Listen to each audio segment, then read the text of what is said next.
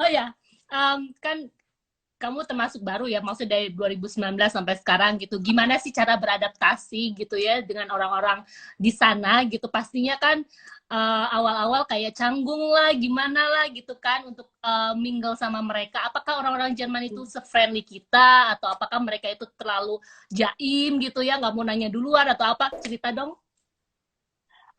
Kalau di sini, kebetulan suami aku tuh masih deket banget sama teman-teman zaman sekolahnya dia kan. Jadi walaupun Mm-mm. dia sering traveling, kalau misalkan dia di rumah, pasti mereka bikin ketemu atau bikin party dan sebagainya. Dan teman-temannya tuh apa ya, orang di sekitar tempat tinggal aku sama teman-temannya suami aku tuh mereka tuh baik-baik semua. Dan orang Jerman tuh kan nggak suka basa-basi ya. Kalau misalkan Iya, nggak suka, mereka diem, nggak komen.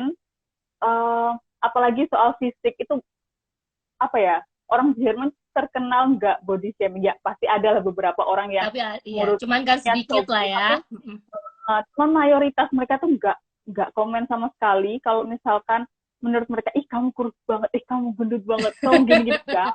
Enggak, Cuman kalau mereka muji itu benar-benar sincere gitu loh, benar-benar iya, dari hati. Kalau emang, iya. wah kamu rambut kamu bagus banget, wah kamu gini gini, itu mereka benar-benar muji, bukan bukan muji yang lemes gitu ya. Jadi Mm-mm. mereka kalau emang beneran menurut mereka kayak gitu, kalau menurut mereka itu bukan hal yang pantas diucapkan, ya Mm-mm. mereka mending gitu, gitu aja. Bener, bener, bener, bener. Dan mereka tuh menghargai banget kayak orang yang pendatang kayak aku, terus bisa bahasa Jerman, mau belajar tuh mereka benar-benar appreciate banget. Wah, bahasa Jerman kamu udah bagus ya, kamu udah belajar berapa lama? Gini, gini, gini, gini. Soalnya, apa ya, orang sini tuh menjunjung tinggi bahasa nasional. Iya, Jadi, sama lah ya kayak orang walaupun bisa Indonesia bahasa gitu ya.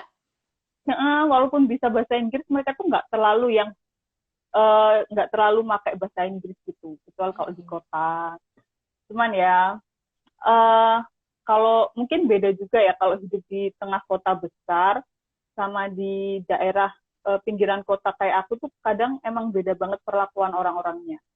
Soalnya kalau di kota kan hektik, terus orangnya tingkat Bener. stresnya kan kayak lebih tinggi gitu, nggak bisa santai. Iya, nggak bisa santai, bener-bener. Terus, Iya, jadi kadang aku dulu kan habis nikah, kayak ambil sekolah kecantikan gitu, cuman di Hamburg kan. Jadi tiap hari, hampir tiap hari ke Hamburg. Kayak orang-orangnya tuh beda banget. Apalagi kalau di Central Station tuh kayak orangnya tuh aneh-aneh gitu loh. Jadi kan ketemu sama orang anehnya yang kayak gimana? dia kayak aku dibuntutin sama orang, Bisa. kayak ngajak kenalan, terus aku dibuntutin sampai ke kereta aku tuh kayak Oh, itu takut serem banget. banget dong. Ih, terus habis itu kayak pengemisnya itu kan mungkin pikiran orang di Jerman orangnya kayak kayak nggak ada yang ngemis dan sebagainya. Kalau di tengah kota itu pasti ada lah kayak orang gelandangan, orang Mm-mm. ngemis gitu. Cuman mungkin kayak pengemis di Jerman itu ada yang keinginan sendiri gitu loh. Soalnya kan pemerintah itu kan juga ada program kan buat mereka itu dikasih tempat tinggal, dikasih biaya hidup yang primer gitu loh. Jadi buat bertahan hidup itu kayak tempat tinggal, Mm-mm. apartemen, Mm. dibayar, makan dikasih kayak dikasih 400, 300, 400 euro lah Enak per banget ya. bulan. Ya sebenarnya gitu. Terus mereka dikasih, selama dikasih kesempatan itu ya mereka harus usaha cari kerja dan sebagainya gitu kan. Mm-mm. Cuman ada beberapa orang yang kayak anti pemerintah. Ih, apa ya? Kayak apa ya? Kamu kok mau sih diatur-atur pemerintah? Mending kayak aku hidup bebas gitu. Jadi Tapi memang kamu orang-orang kayak gitu bebas ada aja ya, juga. dimanapun juga ya. Dan mereka tuh masih muda-muda banget. Aku tuh pernah kayak dipepet orang, dia tuh minta-minta, tapi orangnya kan gede banget kan, masih muda, terus pepet-pepet. Aku takut, akhirnya aku kasih duit. Dan aku tuh baru sadar ngasih duit 2 euro, dan 2 euro itu sekitar 50.000. €2. Buat orang Jerman sendiri juga kayak itu terlalu banyak kalau kamu ngasih homeless kayak gitu. Dan kebanyakan orang juga nggak ngasih sih. Bener, Dan bener. yang bikin parahnya kadang orang homeless tuh bawa anjing. Jadi kan orang tuh kasihan gitu loh, mau nggak ngasih. Iya, iya betul. Cuman kan buat ngasih makan anjing, tapi kayak nggak tega. Ya, gimana gitu ya. Dan itu orang-orang homelessnya itu banyak kan memang di pusat kota Jerman aja, di Hamburg, atau memang spread ke pinggiran kota juga? di kota besar sih sebenarnya, biasanya lebih banyak di kota besar. Kalau kota-kota kecil ada, cuman jarang banget, jarang banget. Kalau kota besar masih ada banyak. Dan selama aku tinggal di sini tuh apa ya, kalau diperlakukan sama orang, hmm, seingat aku, yang aku ingat semuanya baik-baik semua sih. Kayak Oke. kalau suamiku, menurut orang di Jerman kan banyak banget pendatang kan, apalagi di kota besar. Itu kayak apa ya, dari Asia, Iran, Timur Tengah itu banyak banget yang di sini juga. Soalnya Jerman itu termasuk negara yang membuka lebar-lebar pintu imigran mereka. Mm-mm. Jadi Mm-mm. kayak orang-orang itu diterima gitu. Kayak orang Polandia itu juga ada, banyak Polandia, Polandia Turki itu banyak banget di Wow. Jerman. Banyak orang Terus Afrika nggak sih? lumayan, lumayan banyak. Lumayan ya. Kalau di kota besar kan lebih apa istilahnya, kalau di Jerman itu bilangnya multikultural, multikulti, itu multikultural. Jadi orang Afrika itu juga banyak.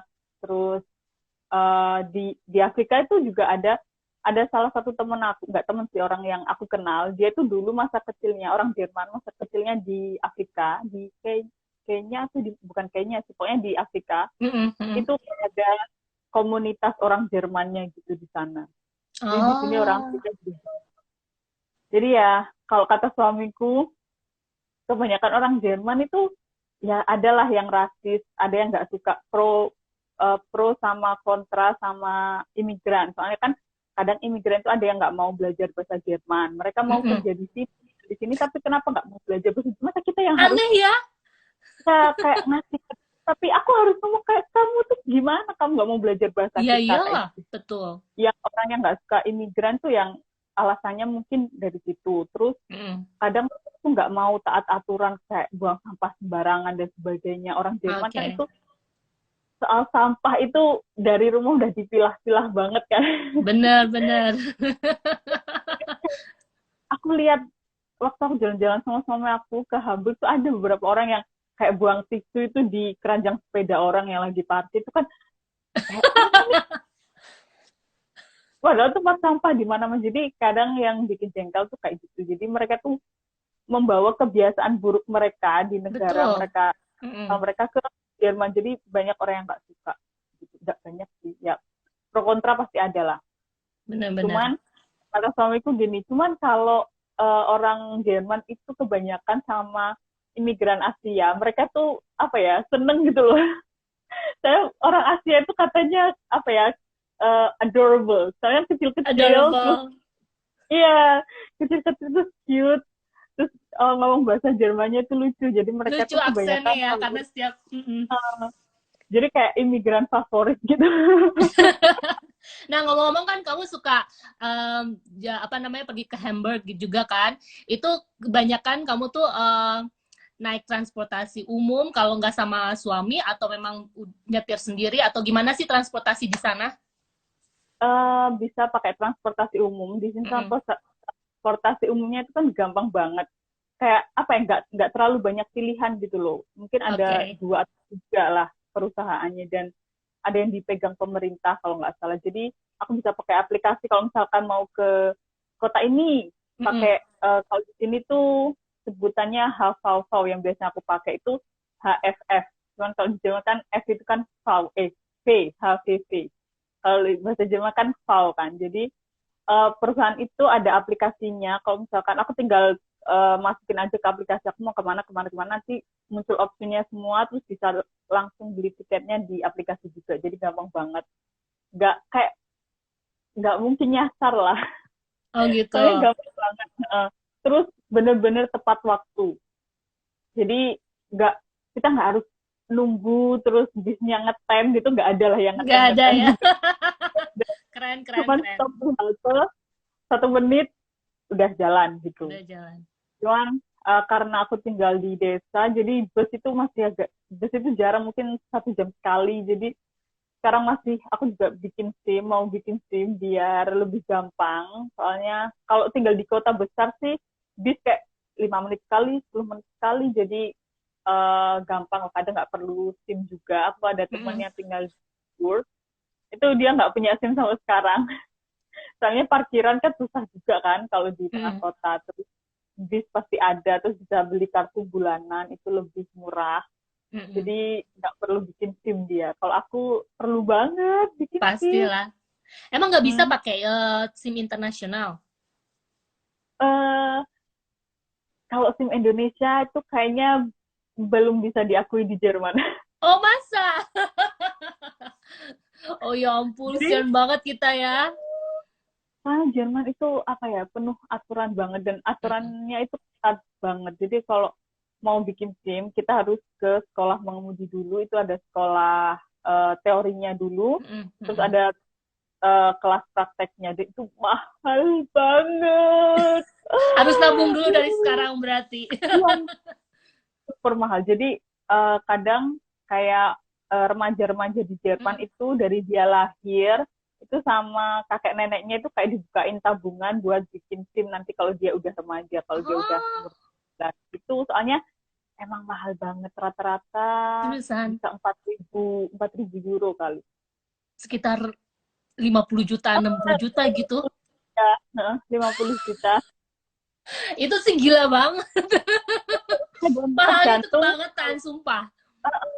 tergantung kalau misalkan kita banyak kelas prakteknya itu juga bisa jadi lebih mahal lagi soalnya tiap praktek kayak aku tuh dulu masih sekali 1 jam itu 45 menit itu hitungannya kan 1 jam kan itu bayar 45 euro sekarang 50 naik naik 5 euro jadi 50 euro sekali nyetir sekali Wow. 1 jam pelajaran nyetir jadi 600-700 ribu Uh.